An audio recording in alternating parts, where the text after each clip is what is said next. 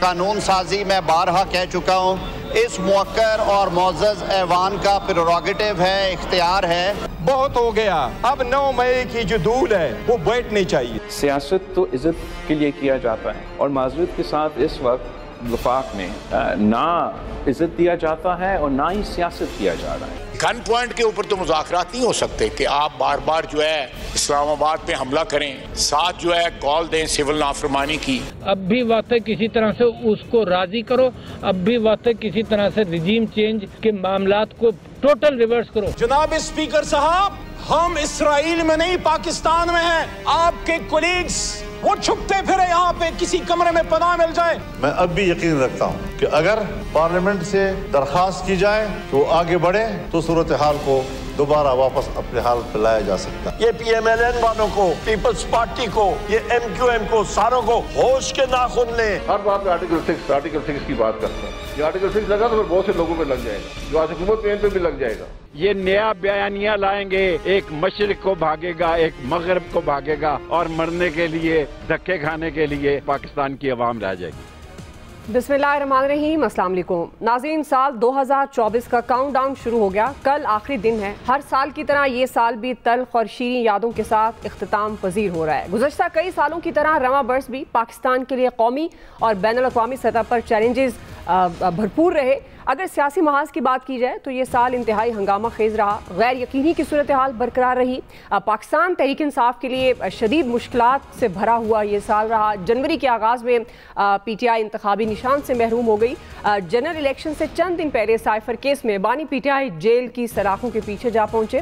8 فروری کو عام انتخابات ہوئے ناظرین، جسے اپوزیشن کی جانب سے متنازع ترین الیکشن قرار دیا گیا۔ فارم 45 اور 47 پر ایسا سیاسی ہنگامہ شروع ہوا جو آج تک جاری ہے۔ 21 اکتوبر کو پارلیمنٹ کی جانب سے 26ویں آئینی ترمیم منظور کی گئی۔ قانونی محاذ پر تاریخ ساز تبدیلیاں ہوئیں۔ جسٹس یحییٰ آفریدی پاکستان کے نئے چیف جسٹس بنے۔ 24 نومبر کو بانی پی ٹی آئی کی کال پر پی ٹی آئی نے اسلام آباد مارچ کیا، جسے ناکام ترین قرار دیا گیا۔ رواں ماہ میں فوجی عدالت کی جانب سے ثانیہ 9 مئی کے 85 ملزمان کو سزائیں سنائی گئیں، جبکہ ملک میں سیاسی استحکام کے لیے گورنمنٹ اور پی ٹی آئی کے درمیان مذاکرات بھی جاری ہیں، مگر مذاکرات میں ابھی تک کامیابی کے بجائے ناکامی کے امکانات زیادہ بتائے جا رہے ہیں۔ اسی سے تمام تر صورتحال سے متعلق آج کا پہلا اور بڑا سوال ہوگا ایکسپرٹس کے لیے کہ بطور سیاسی تجزیہ کار، بطور ایکسپرٹس کس طرح سے دیکھتے ہیں کہ سیاسی طور پر سال 2024 کیسا رہا، اور آنے والا سال 2025 سے پولیٹیکلی طور پر کیا ہمیں امیدیں وابستہ کرنی چاہیے۔ پینل کا تعارف کروا دوں، پروگرام میں میرے ساتھ ہیں ایاز خان صاحب، عامر الیاس رانا صاحب، فیصل حسین صاحب، محمد الیاس صاحب اور خالد قیوم صاحب۔ آپ سب کا بہت شکریہ۔ ایاز صاحب، آپ سے آغاز کر رہی ہوں، چونکہ اس سال میں ظاہر ہے 8 فروری ایک بہت بڑا دن تھا جس میں عام آدمی کو ووٹ ڈالنے کا حق ملا، قبولیت مقبولیت دونوں طرح کی چیزیں دیکھی گئی، جس کو ہم فارم 45-47 بھی کہتے ہیں۔ آپ بطور تجزیہ کار کس طرح سے دیکھتے ہیں کہ سیاسی طور پر 2024 کیسا رہا، اور 2025 میں جو ہم بار بار اپنے پروگرام میں بھی یہ سوال اٹھاتے رہے ہیں کہ سیاسی استحکام کب آئے گا، سیاسی استحکام آئے گا تو ملک آگے چلے گا، تو کیا آپ 2025 میں سیاسی استحکام دیکھ رہے ہیں؟ تو آپ نے وہ 8 فروری کا ذکر کیا، مجھے لگتا ہے کہ اس سال کا سب سے بڑا ایونٹ وہی تھا، اور سارا کچھ وہ جو چیزیں اس کے بعد چینج ہوئیں وہ 8 فروری کو ہی ہوئیں۔ اس کی وجہ یہ کہ ایک مطلب ایکسٹریم ایفرٹ کر لی گئی ایک پارٹی کو روکنے کے لیے، اس سے انتخابی نشان چھین لیا گیا، اس کو ایسے مذاقہ خیز اس کے امیدواروں کو انتخابی نشان دیے گئے۔ اس کے باوجود لوگوں نے پوچھ کے وہ ان پہ ووٹ ڈالا، اور جب ووٹ نکالا گیا تو وہ کسی اور کے کھاتے میں چلا گیا۔ یہاں تک کہا گیا کہ کچھ چوتھے اور 5ویں نمبر پہ جو تھا اس کو بھی جتوا دیا گیا۔ تو یہ ریگنگ کی بات ہوتی ہے الیکشنز میں، بالکل ہوتے ہیں اس ملک میں، کوئی شک والی بات نہیں ہے، لیکن یہ کوئی بے مثال قسم کی ریگنگ تھی۔ اس طرح کی مثال اس سے پہلے میں نے کم از کم نہیں دیکھی، اور لوگوں نے دیکھی ہو تو میں کہہ نہیں سکتا۔ تو وہ میرا خیال ہے وہ اس ملک کے لیے ٹرننگ پوائنٹ تھا۔ اگر تو وہ جو ساری ایفرٹس کر لی گئی تھیں اس کے بعد اس پولیٹیکل پارٹی کے لیے لوگ نہ نکلتے، اس کو ووٹ نہ ڈالتے، تو آج حالات ڈیفرنٹ ہوتے۔ لیکن چونکہ لوگ نکلے، بڑی تعداد میں نکلے، لوگوں نے جیسے بھی ووٹ کر دیا اس پولیٹیکل پارٹی کو، اور پھر at the end of the day جب اس کو اس سے محروم کر دیا گیا، پھر اسپیشل سیٹس نہیں دی گئیں، وہ سارا سال اسی چکر میں گزر گیا، اور اس کے بعد پھر جس طرح کا جو بھی ری ایکشن آیا وہ پھر ہسٹری ہے۔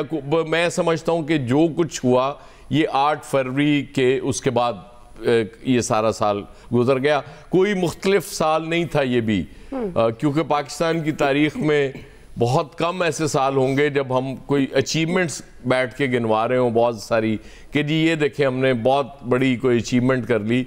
نارملی اسی طرح سے ہمارے ماہو سال گزر رہے ہیں، اسی لیے کو 2025 سے بھی مجھے زیادہ امیدیں نہیں ہیں۔ یہ ٹھیک ہے کہ اس سال کے اینڈ پہ ایک پازیٹیو جو چیز، وہ جو آپ نے ذکر بھی کیا، اس کا مذاکرات کا ذکر کیا کہ وہ شروع ہوئے ہیں۔ اب 2 جنوری کو چونکہ دوبارہ وہ ایک بیٹھک ہونی ہے، اس میں آپ کو امیدیں اس سے نہیں لگ رہی، لیکن اگر کوئی امید ہو سکتی ہے کہ فیوچر کورس کے لیے، تو وہ امید وہیں سے نکل سکتی ہے۔ مجھے یاد ہے خواجہ رفیق کی برسی پہ جو رانا ثناء اللہ صاحب نے بات کی تھی، وہ بالکل ٹھیک بات تھی کہ اگر عمران خان، آصف علی زرداری اور نواز شریف بیٹھ جائیں تو اس ملک کے بہت سے مسائل حل ہو سکتے ہیں، اسپیشلی پولیٹیکل انسٹیبلٹی کا خاتمہ ہو سکتا ہے، اور پولیٹیکل فورس وہ اپنی طاقت دوبارہ گین کر سکتی ہے کہ جی ٹھیک ہے ہم فیصلے، جب آپ یقیناً ہوتا یہ کہ ایکسٹریم پوزیشنز اتنی زیادہ آپ لے لیتے ہیں کہ اس کے بعد پھر آپ موقع دیتے ہیں کسی اور کو کھیلنے کا، کیونکہ آپ خود نہیں کھیل رہے ہوتے، آپ مطلب ناراضگی اتنی زیادہ بڑھا لیتے ہیں، اتنے زیادہ آپ کے اختلافات ہو جاتے ہیں کہ مسائل ہو جاتے ہیں۔ بے نظیر مجھے یاد ہے شہید جب ایک دفعہ خود ساختہ جلاوطنی پہ گئی تھیں، تو اس کے بعد میرے قائد سے ایک سینئر جرنلسٹ نے کہا تھا کہ اب آپ کا اقتدار جلد ختم ہو جائے گا، وہ حیران ہو گئے کہ یہ آپ کیا بات کر رہے ہیں، تو انہوں نے جواب میں یہ کہا تھا کہ وہ آپ کی گارنٹی تھی بے نظیر، وہ جب تک پاکستان میں تھی آپ مضبوط تھے، اب وہ چونکہ نہیں ہے اس لیے آپ کمزور ہو گئے۔ تو یہ ہسٹری ہے ہماری، لیکن بدقسمتی سے اس سے کوئی سبق سیکھنے کے لیے ہم تیار نہیں ہوتے، اسی لیے زیادہ ہوپس نہیں ہے 2025 سے بھی۔ آپ نے کہا شیریں اور تلخ یادوں کے ساتھ رخصت ہو رہا ہے، مجھے تو شیریں یادیں نہیں لگتی اس سال میں، تلخ ہی ہیں جس حوالے سے بھی ہوں، سوائے ایک سپورٹس کے جس میں ارشد ندیم کا ایک گولڈ میڈل ہے اولمپکس کا، بس وہی ہے، اور باقی ہماری کچھ بچیوں نے اسکواش میں وہ جونیئر اس میں کیا، تو یہ کچھ ہیں، کچھ اور 2-4 چیزیں ہوں گی، لیکن تلخ اتنی زیادہ ہیں کہ وہ شیریں یادیں بھی کہاں یاد رہ جاتی ہیں۔ صحیح ہے جی۔ عامر صاحب آپ کی زیادہ تلخ یادیں، پولیٹیکلی بات کر رہی ہوں، ذاتی طور پر ظاہر ہے یہ سوال نہیں ہے کہ ذاتی طور پر آپ کا کیسا رہا سال 2024، لیکن سیاسی طور پہ عامر صاحب کی تو ساری شیریں ہیں۔ اچھا چلیں ابھی بتا دیتے ہیں جی عامر صاحب، کیسا رہا سال سیاسی طور پر 2024، اور آنے والے سال میں کیا سیاسی استحکام کی توقع رکھنی چاہیے؟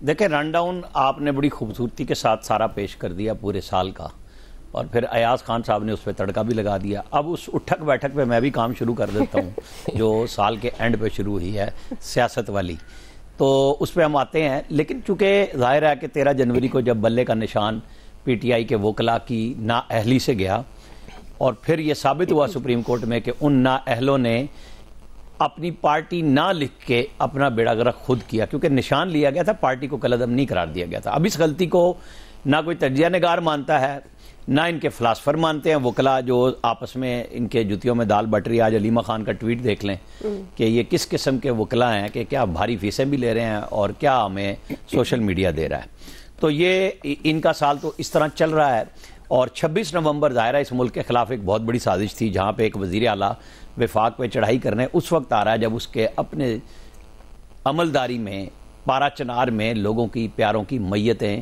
2 فرقہ وارانہ لڑائی میں وہاں پہ ان کے گھروں میں تھی، لوگ روڈ بلاک کر کے بیٹھے تھے، اور یہ موصوف وہاں کام کرنے کی بجائے یہ اسلام آباد پہ چڑھائی کر رہے تھے، چونکہ ان کو اقتدار یہاں چاہیے، چاہے وہ لاشوں کی سیاست کہہ کے کریں۔ پہلے چلاتے تھے کہ جناب 9 مئی 2023 کو انہوں نے گولی کیوں نہیں چلائی جب لوگ وہاں گھسے تھے، اور اب کہتے ہیں گولی کیوں چلائی۔ ان کا سفر اتنا ہی ہے 9 مئی سے لے کے 26 نومبر تک۔ لاشوں کی سیاست ہے اور لاشیں نہیں ہیں۔ یہ المیہ اس ملک کا کہ سوشل میڈیا کی ٹرولنگ اس عروج پہ گئی ہے کہ لوگوں کو یقین دلا رہے ہیں کہ واقعی لاشیں تھیں، سارا میڈیا وہاں موجود تھا اور وہ لاشیں کسی کو نظر نہیں آئیں سوائے پی ٹی آئی کے ان لوگوں کو جنہوں نے یہ کام ٹھیکے پہ لیا ہوا تھا۔ اور اب ان کی ساری امیدیں ظاہر ہے 2025 میں ٹرمپ کے آنے سے ہیں کہ وہ جب اوتھ لیں گے تو وہ کیا کیا کریں گے، لیکن ان سب کی یہ بھی امیدیں تھی اور ان کی پوری خواہش اور کوشش بھی تھی کہ پاکستان ڈیفالٹ کر جائے۔ الحمدللہ پاکستان ڈیفالٹ نہیں کر کے گیا۔ مہنگائی جو ہے وہ سنگل ڈیجٹ میں آ گئی، کہاں سے چڑھی تھی کہاں واپس آئی۔ ایک معاشی استحکام کی طرف ہم گامزن ہوئے جب سٹاک ایکسچینج 1,15,000 کراس کر گئی۔ تو پازیٹیو اور نیگیٹو دونوں چیزوں کو اگر ہم آتا کریں گے کہ سیاسی عدم استحکام کا شکار ہے ملک، بالکل اس میں کوئی شک نہیں ہے، کیونکہ پی ٹی آئی نے پوری کوشش کی۔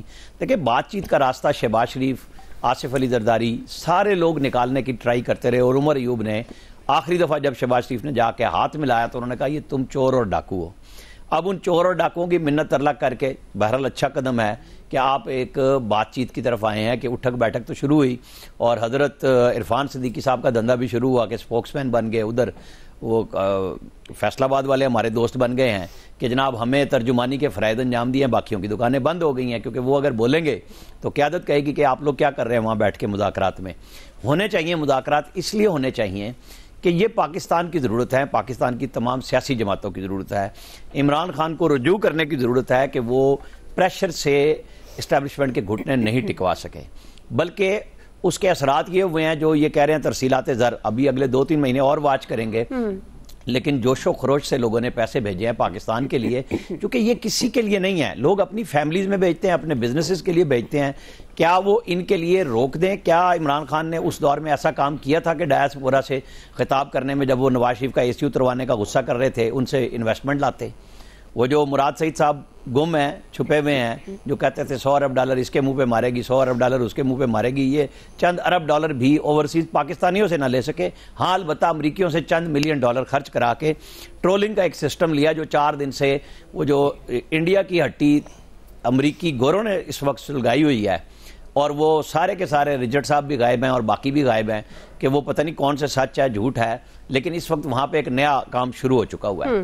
ہمیں اپنے پاکستان کی طرف بہرحال توجہ رکھنی چاہیے کہ امریکی نئی انتظامیہ آ رہی ہے، وہاں ان کے انڈیا کے وزیر خارجہ 5 دن گزار کے آئے ہیں، ہماری ترجیحات میں فرق آنا چاہیے۔ بالکل اس سیاست کے ساتھ ساتھ ہمیں دنیا سے سائیڈ پہ نہیں ہونا چاہیے۔ یہ جو سبق ہے اس سال کا وہ یہ ہے کہ جب آپ نے کچھ بریک لگا لی ہے، بچت کر لی ہے معیشت میں، تو اب اس طرف جائیں جہاں ہماری بہت سخت ضرورت ہے کہ ہماری انڈسٹری بھی کھڑی ہو، ہمارے لوگوں کا یقین بنے کہ کام بہتر انداز میں ہو رہا ہے، اور جو سوشل میڈیا کے ذریعے ایک نفرت انگیز پروپیگنڈا ہو رہا ہے اس کا تدارک صرف انٹرنیٹ بند کرنے سے نہیں ہو سکتا۔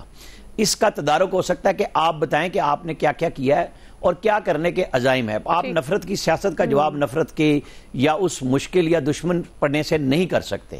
حل یہی ہے کہ آپ اپنی پازیٹیو چیزوں کو لائیں، پاکستان کو لائیں، آگے لائیں، اور عوام کے لیے وہ بات ہونی چاہیے جو ہوتی جا رہی ہے، کیونکہ بہتری آ رہی ہے، اس میں نہیں ہے۔ مریم نواز نے پنجاب میں بہترین کام کیا ہے، اور اس کے مقابلے میں اب مراد علی شاہ بھی سندھ میں شروع ہو گئے ہیں کام کرنے کے لیے، کہ اللہ کرے کہ ہمارے گنڈا پور صاحب بھی اپنے صوبے کے عام آدمی کی طرف توجہ دیں، صرف مقبولیت اور اس چکر میں نہ پڑے رہیں۔ اچھا، آن لائٹر نوٹ عامر صاحب، یہ جو فیصل صاحب بات کر رہے تھے کہ آپ کا سال بڑا شیریں رہا، تلخ یادیں نہیں ہیں، اس کا رسپونڈ کریں گے آپ؟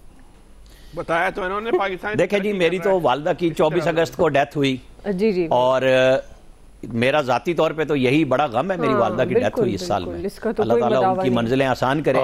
لہذا بھائی جو ہمارے اس وقت ٹرولنگ کے وہ چمچے بننے کی کوشش کر رہے ہیں ان کا میں جواب نہیں دے سکتا۔ فیصل صاحب آپ کی باری ہے جی، 2024 کیسا رہا سیاسی سال؟ دیکھیں میرے آڈیو لیول بڑھا دیجیے تو پاکستان جی میرے اپنے خیال میں تو یہ جو 2024 ہے یہ پاکستان کا ایک بہترین سال رہا ہے، اور یہ اتنا بہترین سال رہا ہے کہ آپ یہ کہہ سکتے ہیں کہ ہمارے آنے والے دن جو ہیں وہ بہت اچھے ہونے جا رہے ہیں، جس کو آپ پاکستان کی تاریخ کا جو ہے خوبصورت سال بھی کہہ سکتے ہیں، اور ایک پاکستان کے لیے روشن مستقبل کے طور پہ بھی آج اس سال کو جو ہے نا پیش کر سکتے ہیں۔ اس کی جو بنیادی سبب ہے اس سال کے خوبصورت ہونے کا یا بہترین ہونے کا وہ یہ ہے کہ جو میں نے محسوس کیا کہ اس ملک میں نوجوانوں کے شعور کی انفرادی اور اجتماعی دونوں سطح بلند ہوئی، انفرادی طور پہ بھی اور اجتماعی طور پہ بھی، جس کے ہم نے مختلف اس سال میں جو ہے وہ مظاہرے بھی دیکھے۔ 8 فروری جو ہے اس کا سب سے بڑا جو ہے وہ مظاہرہ تھا۔ ہم جس دور میں جوانی میں تھے، ہم پہ کوئی بھی بیانیہ مسلط کرنا یا ہم کو بیچنا بہت آسان تھا، ایک تو ہمارے پاس معلومات کم تھی، ہمارا شعور کم تھا، لیکن آج کے نوجوان کو جو ہے آپ کوئی بیانیہ جو ہے وہ اپنی مرضی کا اس پہ نہ مسلط کر سکتے ہیں نہ اس کو فروغ کر سکتے ہیں۔ میں اس کی ایک سے مثال دے دوں کہ ہمارا بچپن اور ہماری جوانی جو ہے وہ غفار خان کو اور جی ایم سید کو غدار سمجھتے ہوئے گزر گئی، لیکن آج کے نوجوان کو آپ یہ ثابت کریں کہ وہ غدار ہے تو وہ آپ کا یہ بیانیہ جو ہے نا وہ دلائل کے بغیر جو ہے نا وہ آپ کا بیانیہ جو ہے نا وہ نہیں خریدے گا۔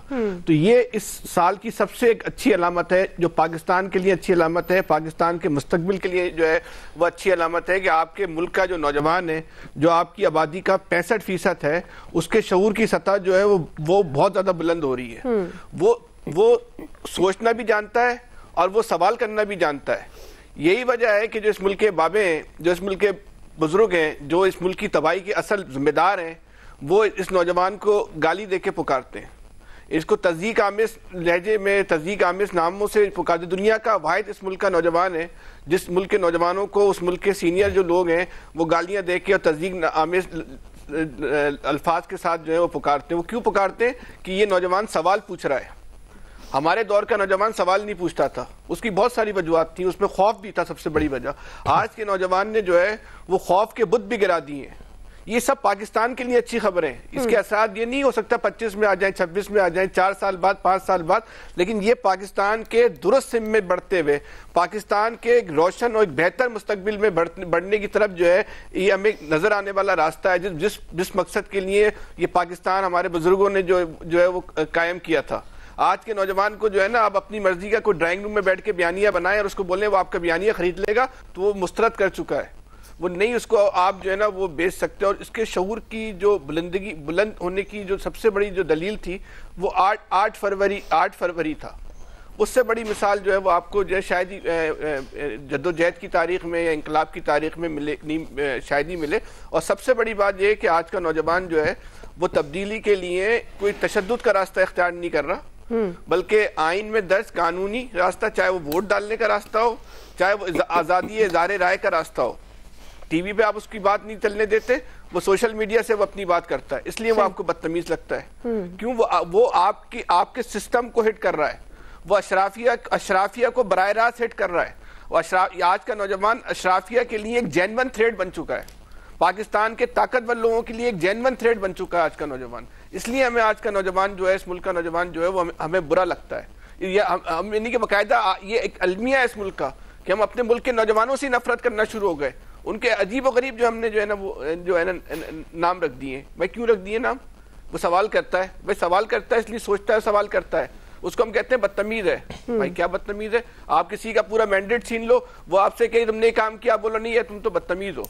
بہرحال یہ اس ملک کے لیے ایک اچھی علامت ہے، اور یہ ان لوگوں کے لیے بہرحال ایک خطرے کی گھنٹی ہے جو اقتدار مافیا کی شکل میں اس ملک پہ جو ہے طویل عرصے سے جو ہے وہ جو قابض ہیں، اور اس ملک کے جو وسائل ہیں اس کو دونوں ہاتھوں سے جو ہے وہ لوٹ رہے ہیں۔ اب ان کا جو مقابلہ ہے وہ صحیح سطح پہ صحیح ایک قوت کے ساتھ ہو رہا ہے۔ یہ جو نوجوانوں کی قوت ہے یہ آگے چل کے دیکھیے گا مزید مضبوط ہوگی، یہ اور طاقتور یہ قوت جو ہے وہ بنے گی، اور انشاءاللہ تعالیٰ پاکستان کے لیے، پاکستان کی قوم کے لیے، پاکستان کی آنے والی نسلوں کے لیے آپ اس بات کا یقین کر لیں کہ وہ اچھا وقت آنے والا ہے۔ وہ وقت اس لیے اچھا آنے والا ہے کہ ایک اثر انگیز قوت جو ہے نوجوانوں کی، وہ غلط کو غلط کہہ رہی ہے اور وہ غلط بات کو درست تسلیم کرنے کو تیار نہیں ہے۔ تو یہ ایک بہرحال پاکستان کے لیے 2024 میں ایک بہت اچھی خبر ہے۔ جی خالد قیوم صاحب، ظاہر ہے جس طرح بتا رہے ہیں ایکسپرٹس 2024 سیاسی طور پر، آپ کے خیال میں 2025 سے امید رکھنی چاہیے ملک میں سیاسی استحکام آئے گا؟ دیکھیے کئی حوالوں سے اگر دیکھا جائے تو 2024 کا سال جو ہے وہ اچھا نہیں رہا، اور خاص طور پر سیاست کے حوالے سے تو بالکل ہی جو ہے آپ اس کو 2024 کو اچھا نہیں کہہ سکتے، کیونکہ سیاست کے معاملات میں جو سیاسی سپیس ہے سیاستدانوں کی، میں سمجھتا ہوں کہ 2024 کا جو سال ہے اس سال میں سیاسی سپیس سیاستدانوں کی کم ہوئی ہے۔ اور جو طاقت کے عوان ہیں ان عوانوں کے اندر بھی سیاسی جماعتوں کی، سیاستدانوں کی جو فیصلہ سازی کی جو قوت تھی اس میں بھی بڑی ایک نمایاں جو ہے وہ کمی واقع ہوئی ہے، اور جیل میں بیٹھے بانی پی ٹی آئی اور اقتدار میں بیٹھے وزیر اعظم شہباز شریف جو ہیں وہ بھی میں سمجھتا ہوں کہ سیاسی طور پر جو ہیں وہ کمزور ہوئے ہیں، اور جو فیصلے ہیں وہ سیاستدانوں کی بجائے جو ہے وہ ہم دیکھ رہے ہیں کہ وہ اسٹیبلشمنٹ کے پاس جو اختیارات ہیں وہ زیادہ ہوئے ہیں، اور یہ سلسلہ جو ہے اسٹیبلشمنٹ کے پاس اختیارات جانے کا، فیصلہ سازی کا، یہ بانی پی ٹی آئی اور پی ٹی آئی کے دور سے ہی اس کا آغاز ہو چکا تھا، اور اب تو جو ہے اس کو آپ کہہ سکتے ہیں کہ اس کا اثر جو ہے بہت زیادہ ہو چکا ہے۔ اور سب سے بڑی زیادتی میں سمجھتا ہوں کہ وہ پیپلز پارٹی اور مسلم لیگ نون نے کی ہے کہ جنہوں نے سویلین جو بالادستی ہے اس کو جو ہے وہ سرنڈر کر دیا ہے، اور ان کے سرنڈر کرنے سے پورا جو سیاسی اور جمہوری نظام ہے اس کو میں سمجھتا ہوں کہ بڑا ناقابل تلافی جو ہے وہ نقصان پہنچا ہے۔ اور اس کے ساتھ اس میں کوئی شک نہیں کہ 2024 کا سال جو ہے وہ سب سے زیادہ جو مشکلات کا سال ہے وہ آپ پی ٹی آئی کے لیے ہے، اور اس میں آپ پی ٹی آئی کی ناکامیاں بھی کہہ سکتے ہیں، اور یہ بھی کہہ سکتے ہیں کہ ان کے تمام جو اندازے تھے وہ بھی مسلسل جو ہے وہ غلط ثابت ہوئے، اور محاذ رائی جو ہے وہ پورا سال عروج پر ہی، نہ صرف جو پارلیمان کے جو عوان ہے وہاں پر محاذ رائی رہی، عوان کے باہر بھی محاذ رائی رہی، اور حتیٰ کہ عدلیہ کے اندر، عدالتوں کے اندر بھی جو ہے وہ محاذ رائی جو ہے وہ عروج پر رہی، اور اس سے اداروں کے درمیان جو ہے وہ بھی محاذ رائی کا جو ہے وہ ایک ماحول رہا۔ اور اس میں 2024 کا سب سے بڑا واقعہ جو ہے وہ میں سمجھتا ہوں کہ 2024 کے جو انتخابات تھے 8 فروری کے، وہ متنازع ترین انتخابات جو ہیں وہ قرار پائے ہیں، اس میں کوئی شک و شبے کی گنجائش نہیں، بلکہ ماضی میں 77 کے انتخابات کو جو ہے وہ متنازع ترین قرار دیا جاتا تھا، تو اب لگتا ہے کہ اس پر، ان انتخابات پر اتنی جو ہے فارم 45 پر، فارم 47 پر سیاست ہو چکی ہے ایک سال کے دوران، کہ اب لگتا ہے کہ 77 کے انتخابات کے مقابلے میں جو 2024 کے انتخابات ہیں وہ بہت زیادہ جو ہے وہ اس کے مقابلے میں متنازع ہیں، اور اب ہم اس سال کی سب سے بڑا جو واقعہ ہوا ہے وہ میں سمجھتا ہوں کہ 26ویں آئینی ترمیم ہے۔ اس ترمیم نے حکومت کو جو ہے وہ دباؤ سے نکالا ہے، لیکن پی ٹی آئی کو جو ہے اس ترمیم کی وجہ سے پی ٹی آئی جو ہے وہ دباؤ کا شکار ہوئی ہے، اور اس میں جو سب سے اچھی بات ہے وہ مذاکرات کا جو آغاز ہوا ہے، جو اب اس کا پہلا اجلاس جو ہے، پہلی میٹنگ جو ہے اب وہ نئے سال کے آغاز میں ہونے والی ہے، اور ہم توقع کرتے ہیں کہ یہ جو مذاکرات کا عمل شروع ہوا ہے یہ نتیجہ خیز ثابت ہو، اور 2025 جو ہے ویسے ان کے ساتھ ہوا تو شیر افضل مروت والا ہی ہے۔ ہاں جی، تو اس میں کئی تبدیلیاں جو ہیں 2025 میں متوقع ہیں، اور خاص طور پر جو ہے جو بانی پی ٹی آئی ہیں ان کی رہائی کے حوالے سے بھی معاملہ جو ہے وہ آگے جو ہے بڑھ سکتے ہیں، اور پاکستان پر جو ہے وہ غیر ملکی دباؤ جو ہے وہ بھی 2025 میں آنے کا امکان ہے، اور اس حوالے سے یورپی یونین اور امریکہ کا دباؤ خاص طور پر پاکستان کی معیشت کے حوالے سے بڑی اہمیت کا حامل ہے، اور اس کی یقیناً میں سمجھتا ہوں کہ حکومتی سطح پر بھی جو ہے اس دباؤ کا سامنا کرنے کے لیے ضرور جو ہے کسی سطح پر تیاریاں ہو رہی ہوں گی۔ ٹھیک ہے جی، 2025 سے بھی کوئی خاص امیدیں وابستہ نہیں کرنی چاہیے، پولیٹیکل سٹیبلٹی کی جو ہم بات کر رہے ہیں۔ جی الیاس صاحب ساتھ ہیں۔ الیاس صاحب، اب ملکی سیاست میں استحکام آ سکے گا سال 2025 میں، اور آپ کس طرح سے دیکھتے ہیں بطور تجزیہ کار 2024 پولیٹیکلی کیسا رہا؟ اس طرح سے دیکھیں 2024 جو ہے پولیٹیکلی آپ دیکھ لیں کہ جو صورتحال ہے اس میں عجیب سی کشیدگی رہی، اور آپ دیکھیں کہ نون لیگ کی گورنمنٹ آئی بھی اور کشیدگی کا شکار رہی، اور پی ٹی آئی پر یعنی کہ وہ بڑا ہی مایوس کن دور رہا، کیونکہ ان کے بانی پی ٹی آئی بھی جیل چلے گئے، اور سارے جو صورتحال تھی وہ سارا اسی دور میں گزرا، اور آپس دیکھ لیں گے آپس میں یہ کوشش میں جدوجہد میں لگے رہے کہ کسی طریقے نکل سکیں اس کرائسس سے، لیکن پی ٹی آئی سارا سال 2024 جو ہے کرائسس میں ہی रही है। भरपूर तरीके से उन्होंने बड़ी जदोजहद की कि वो इसके से निकले, सड़कों पर भी निकले, ऐवान में भी उन्होंने एहतजाज किया, लेकिन उनको जो कामयाबी है कि वो कहते हैं कि कामयाबी हासिल करने के लिए वो भरपूर तरीके से ये है कि उनको ख़त्म करने की जो एक गवर्नमेंट की कोशिश थी कि जी उनको किया जाए, लेकिन वो इलेक्शन के बावजूद भी वो नहीं ख़त्म हो सके, जब उनका निशान भी बढ़ा दिया। इसमें अदारे इलेक्शन कमीशन की जानिब से भरपूर किरदार अदा किया गया और सारे इलेक्शन की जो सूरत हाल जैसे सब बता रहे हैं कि मुतनाज़ा रही, और अभी तक जो सूरत हाल है उसी तरह जारी है कि मुतनाज़ा है और आपस में लड़ाई झगड़े जो भरपूर तरीके से जो कहा जाता है कि जिसमें आप देख लें 9 मई का वाक़या भी हुआ, अब नवंबर में भी हुआ, सारा 26 नवंबर को भी, ये सारे मामला देखे कि मुल्क में जो अजीब सी जो सूरत हाल है कि कशीदगी रही और आपस में जिसके बहुत से नुकसानात ये हुए कि मुल्क में आवाम इस तमाम मसले में सारी ये बुरी तरह पिस गई है। और जो है कि पाकिस्तान की सियासी जो सूरत हाल है वो पहले भी ऐसे ही रही, लेकिन इस दफ़ा ये है कि इनकी एक जमात और एक जमात की इत्तेहादी जमातों के साथ मिलकर भरपूर तरीके से जो जंग थी वो सिलसिला अभी तक जो है वो जारी है। अगरचे देखा कि उसने अपनी पूरे टफ, गवर्नमेंट ने पूरा अपना टफ टाइम देने की कोशिश की कि इस जमात को दबाया जा सके, लेकिन गवर्नमेंट दबा नहीं सकी। और यहाँ तक है कि अब ये इलेक्शन की जो है आपस में जो मुज़ाकरात की मेज़ पर ले आए हैं, और मुज़ाकरात की मेज़ पर जिस तरह भी लेके आए कि गवर्नमेंट को भी मजबूरन उन्होंने अपना पैगाम दे के उनको लेके आए, और ये जो है कि इंतखाबात में अब किस हद तक कामयाब होते हैं ये अब उनकी मर्जी है कि आपस में किन की शराइत को मानते हैं कि बानी पीटीआई को बाहर लेके आते हैं कि अदलिया के ट्रायल के जरिए ट्रायल मुकम्मल करके बाहर आते हैं जिस तरह है।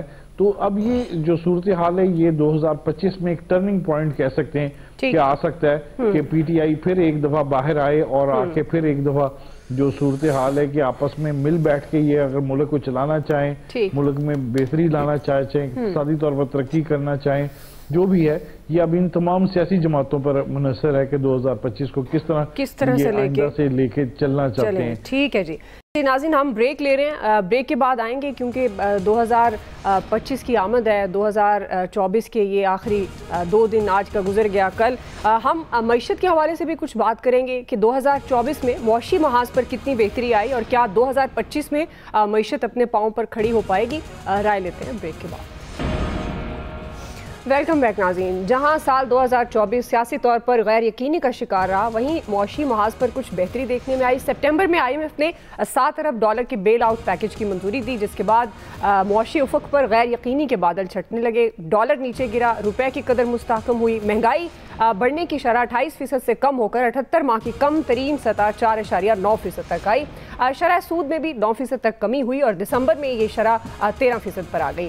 नाज़रीन, आर्मी चीफ की मेहनत और सरमायाकारों से मुलाकातों के बाद पाकिस्तान स्टॉक मार्केट ने तमाम पिछले रिकॉर्ड तोड़कर नई तारीख रकम की 100 इंडेक्स ने 64,000 से बढ़कर 1,16,000 पॉइंट्स का अहम संग मील अबूर किया।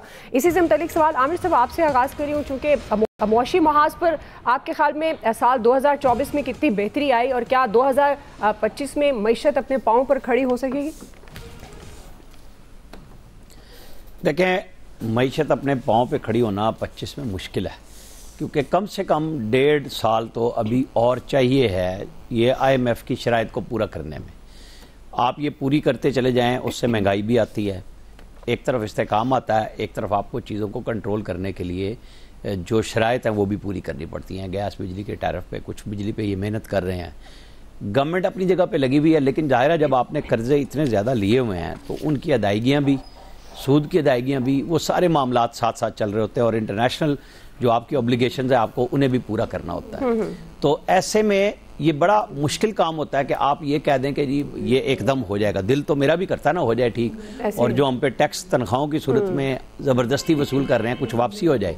जो वज़ीर ख़जाना कहानियाँ हमें सुना रहे हैं कि जी मैं चाह रहा हूँ कि टैक्स जो दे रहा है उन पे प्रेशर ना आए, नए पे जाए।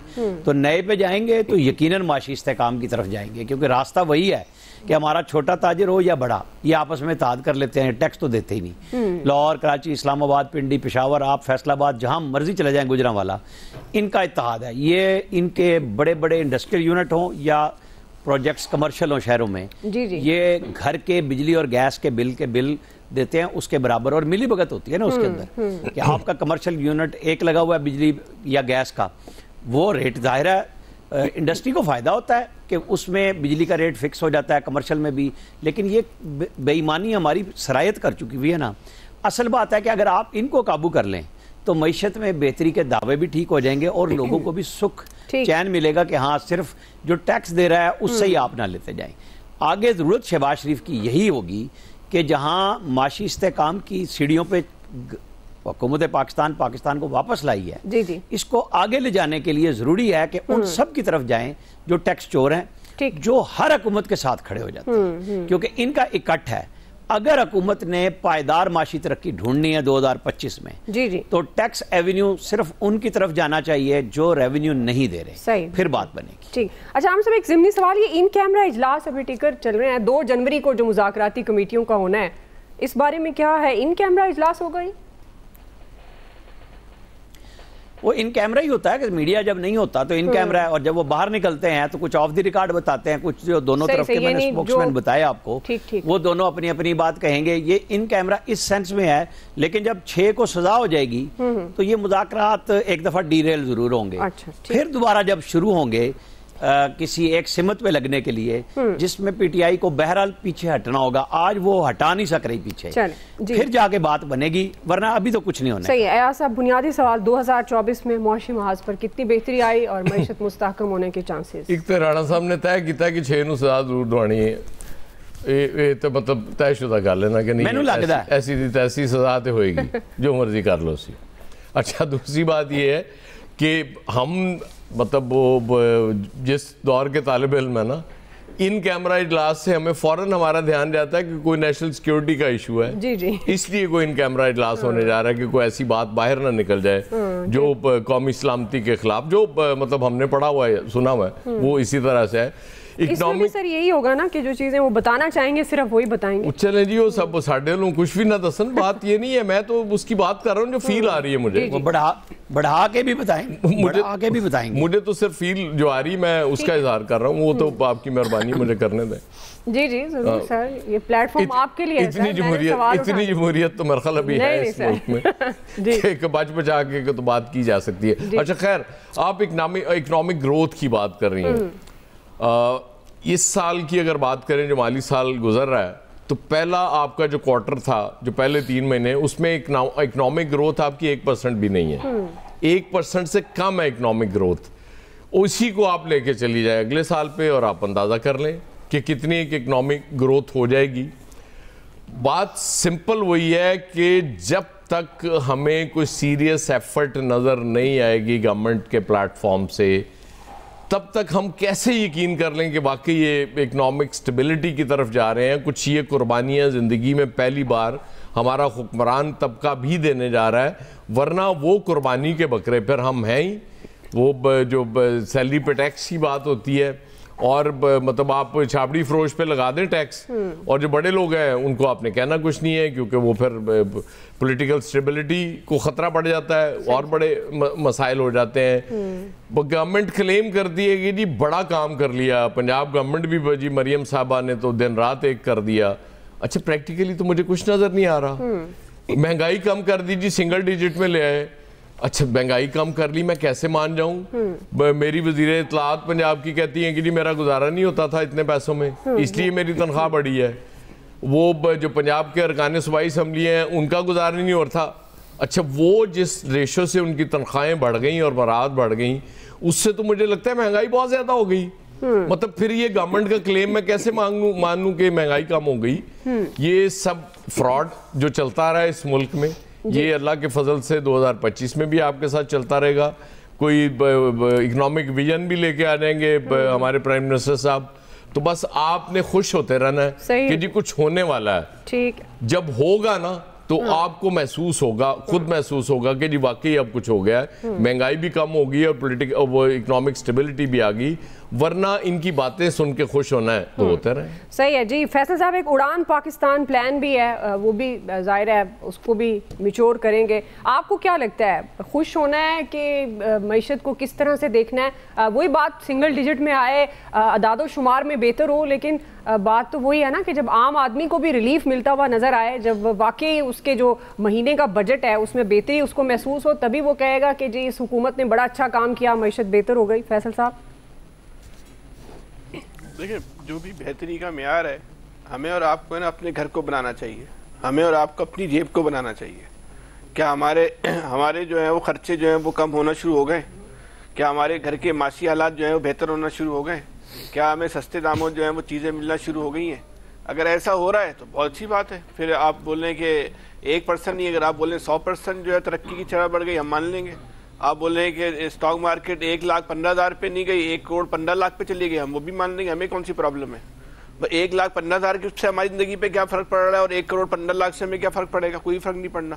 بات یہ ہے کہ الفاظوں اور ہنسوں سے آپ لوگوں کو مطمئن نہیں کر سکتے.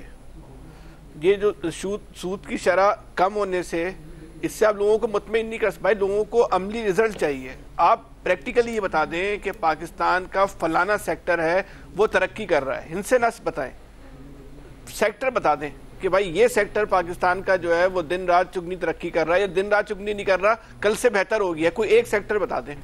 ہمیں تو نہیں, اس وقت حکومت نے کسی سیکٹر کا تو نہیں بتایا. اعداد بتائیں کہ اعداد یہ کہتے ہیں, اعداد و شمار یہ کہتے ہیں. بھائی اعداد و شمار سے تو جو ہے نا کسی کا جو ہے نا پیٹ نہیں بھر رہا. آپ نے ٹیکس نیٹ میں لوگوں کو بڑھا لیا, نیا ٹیکس دینے والے کتنے آئے یہ بتائیں. آپ مجھ سے تنخواہ کا ٹیکس لیتے ہیں, اس لیے لیتے ہیں کہ وہ اپنی میری گردن کے اوپر پیر رکھا ہوا ہے. آپ یقین کریں کہ میرے اپنے ہاتھ میں ہو, میں 1 روپیہ بھی ٹیکس نہ دوں. میں کیوں دوں جب میرے برابر میں رہنے والا ارب پتی آدمی 1 روپیہ ٹیکس نہیں دے رہا؟ میں غریب آدمی جو ہے اس سے آپ تنخواہ دار سے کیوں ٹیکس لے رہے ہو؟ ہمارے اطراف میں جو کاروباری آدمی ہیں, یقین کریں, جو اربوں پتی ہوں گے, کروڑوں پتی ہوں گے, مہینے کے لاکھوں کروڑ روپے کماتے ہوں گے, وہ آپ سے کم ٹیکس دیتے ہوں گے. آپ نہ اتنی کم آمدنی کے اوپر جو ہے ان سے اتنا زیادہ ٹیکس دیتے ہیں کہ وہ آپ جب بتاتے ہیں کہ میں نے اتنا ٹیکس دیا, یقین کریں وہ زوردار کہکا لگاتا ہے. وہ کہکا جو لگاتا ہے کس بات پہ؟ آپ کی بیوقوفی پہ لگاتا ہے, آپ کی کمزوری پہ لگاتا ہے کہ آپ کتنے بیوقوف آدمی ہو, کتنے کمزور آدمی ہو. کہ میں تو اتنا کما کے بھی نہیں دے رہا, تم اتنا سا کما کے جو ہے وہ اتنا ٹیکس دیتے ہو. یہ اس ملک کا ظالمانہ نظام ہے. صحیح. اوپر سے آپ انہی لوگوں کو تڑی لگاتے ہو کہ اگر حالات صحیح نہیں ہوئے تو ہمیں ان سے مزید لینا پڑے گا. بھائی لے لو یار, مزید کیا لے لو, خون کا آخری قطرہ نچوڑ لو, پھر تمہیں جو ہے وہ سکون ہو جائے گا. کوئی انسانیت ہے؟ کوئی خدا کا خوف کریں یار. آپ طاقتور لوگوں سے ٹیکس نہیں لے سکتے. آپ جو اس ملک کے اندر مافیاز ہیں, انہوں نے کارٹیل بنائے ہوئے, آپ ان سے ٹیکس نہیں لے سکتے. جی. اور جو آدمی آپ کے چھری کے نیچے آ گیا, اس کو آپ الٹی چھری سے ذبح کیے چلے جا رہے ہو. ایسا نہیں کریں یار. اس سے لوگوں کی سسٹم کے خلاف نفرت پیدا ہوتی ہے, بدگمانیاں پیدا ہوتی ہیں, لوگوں کے ذہن خراب ہوتے ہیں. یہ کام نہ کریں آپ اپنی نااہلی کو جو ہے وہ ہمارے پہ مسلط نہ کریں. ٹھیک ہے, بریک لے رہے ہیں, بریک سے واپس آئیں گے. اسی سوال پہ الیاس صاحب اور خالد قیوم صاحب کا ٹیک لیتے ہیں. آپ ہمارے ساتھ رہیے. جی ویلکم بیک ناظرین. الیاس صاحب, آپ کس طرح سے دیکھتے ہیں ملکی معیشت کے حوالے سے, اور آپ کو کیا لگتا ہے 2025 میں ملکی معیشت اپنے پاؤں پر کھڑی ہو پائے گی؟ الیاس صاحب دیکھیں, اس وقت جو ملکی معیشت کا جو ہے صورتحال ہے 2025 میں یہی ہے کہ جو گورنمنٹ نے IMF کے ساتھ جو مذاکرات کیے, جو سمجھوتے کیے, جو معاہدے کیے, ان پر عمل درآمد کرنا پڑے گا. ابھی تو پہلی قسط لی ہے, اب مزید قسطیں لینے کے لیے اب ان کو ٹارگٹ پورا کرنا پڑیں گے. اگر ٹارگٹ پورا نہیں کر رہے وہ مزید اہداف دیں گے. تو وہ تمام جو اہداف ہیں یہ ایک مشکل ایک مرحلہ ہے جب تک یہ پیکج جو ہے مکمل نہیں ہو جاتا, اس پر معاہدے پر عمل درآمد نہیں ہو جاتا. تو اس ٹائم تک پاکستان کو ان کوششوں سے گزرتے رہنا پڑے گا, کیونکہ ہماری اکانومی کو جو ابھی تک تو یہ ہے کہ اکانومی اپنے پاؤں پر سنبھلی ہے, تو ابھی اس کے لیے گروتھ کی بڑی ضروری ہے. اگر گروتھ ہوتی ہے تو پھر اس سے لوگوں کو روزگار ملے گا, لوگوں کی قوت خرید بڑھے گی, اور اس طرح مہنگائی پر قابو پایا جائے گا. ابھی یہ اشاریے جو دکھاتے ہیں, یہ اشاریے وہ نہیں ہیں جو ریئل ٹرم میں ہیں, جس سے عوام کو حقیقی معنوں میں کوئی ریلیف ملا ہو. یہ وہ ہی ہے کہ گورنمنٹ اپنے کاغذات ٹھیک کر کے بتا رہی ہے کہ ہم نے اپنی معیشت کو ٹھیک کر رہے ہیں، لیکن اس کے لیے عمل درآمد کرنے کے لیے ان کو یہ کرنا پڑے گا کہ پورا پیکیج پر عمل درآمد کرنا پڑے گا، پھر معاہدوں پر عمل درآمد کرنے کے بعد ہی اپنا جو ہے کہ لوگوں کو روزگار وغیرہ گروتھ والی سائٹ پر آنا پڑے گا. لیکن اس سائٹ پر گورنمنٹ کی اتنی کوئی ہے نہیں ابھی. گورنمنٹ کو آئندہ چند سالوں میں کام کرنا پڑے گا، کیونکہ چند آپ دیکھ لیں جب سے جو سیاسی محاذرائی شروع ہوئی تھی اس کے بعد اکانومی آپ کی سٹیبل نہیں کر سکی، اور جس کی وجہ سے اتنا نقصان ہوا، عام آدمی کو ریلیف نہیں ملا، بہت زیادہ نقصان ہوا ہے. تو اس کو سنبھلنے کے لیے ایک وقت لگے گا اور اس پر کام کرنا پڑے گا ابھی گورنمنٹ کو. جی خالد قیوم صاحب. دیکھیے اس میں کوئی شک نہیں کہ 2024 میں پاکستان کی معیشت کے حوالے سے جو معاشی اشاریے ہیں ان میں ایک بہتری آئی ہے، اور اگر آپ اس حوالے سے فارن ایکسچینج ضرب جو ہیں ہمارے زر مبادلہ کے ذخائر ان میں بھی ایک بڑا اضافہ ہوا ہے. $17 ارب تک جو ہیں وہ مجموعی طور پر جو ہیں اسٹیٹ بینک کے جو ریزرو ہیں اور کمرشل بینکوں کے جو ریزرو ہیں وہ وہاں تک پہنچ چکے ہیں. اور اس کے ساتھ ہماری جو ادائیگیوں کا توازن ہے وہ بہتر ہوا ہے، اور 10 سال میں پہلی بار جو ہے $72 کروڑ کا جو ہے وہ سرپلس ہوا ہے.